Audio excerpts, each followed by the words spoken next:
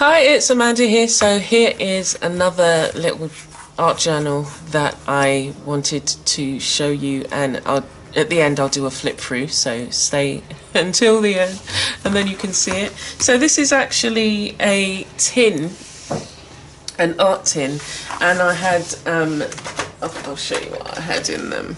These little Caran d'Ache water soluble. Well, no, this one's Neocolour, but I've got, where are the Caran d'Ache ones? Anyways, here they are. No, anyway, but it had a set of 6 water-soluble wax crayons, and for the longest, I've just had them sitting in the container that I would normally, you know, like things that I might want to use later on. So let's get into this.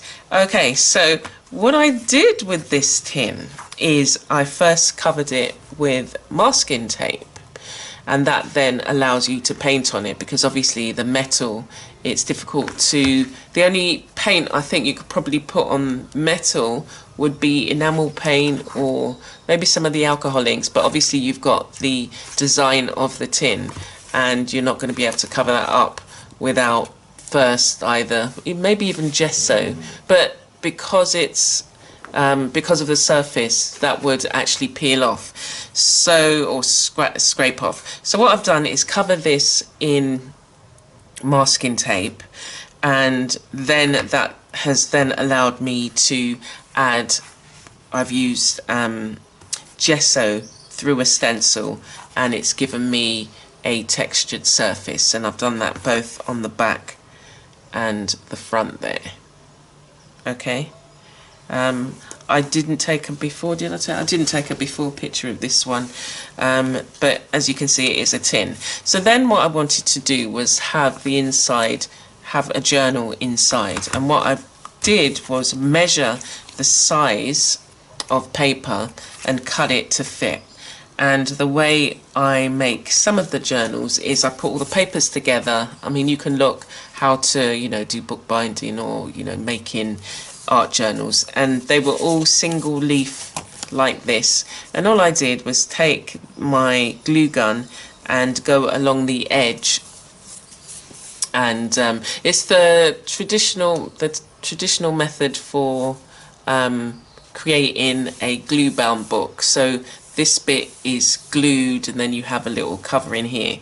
Anyway, so I made it to fit, and then on this side I had some doodles on a page that looked like, they're more like this, and I've just cut them to size to fit in, so that I can have one side and use alcohol ink markers or these pro marker pens, and this side I can do you know, painting, I can add collage material, and all I did with the papers, they were collaged before, because what I had was loads of A4 sheets of paper, and it came from it was like a little course book, and all I've done is cut them to, as I said, cut them to size. I had already collaged some of the pages, and this is just going to be one of those books where, again, I can dip in, dip out, I can add things to it.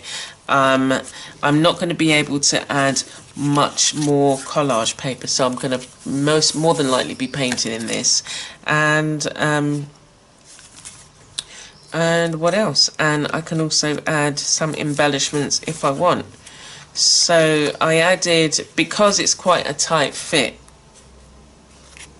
I'm going to need to restick that, because it's quite a tight fit, and because I want to, you know, be in and out and doing that, what I'm probably going to have to do is add some fabric so that the book can come out to a certain extent and I can work on pages like that, because what I was finding was it was difficult to get to the back page. So I put this what do you call it, shoelace on there.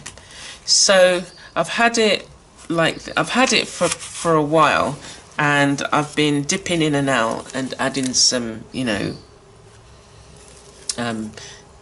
paint to the page, And so what I'm finding is that the paper that was here is lifting up a bit, so I'm going to have to just redo that. But essentially, you know, the journals work the way you want them to work, so you make it to fit to suit. And I've also done some decorating with the glue gun and then just used like a rub on. We've got a little butterfly made from it's the Fimo clay and baked in the oven, and then I've just done a little jewellery bit here. But that essentially is the mini journal, and this can be carried around.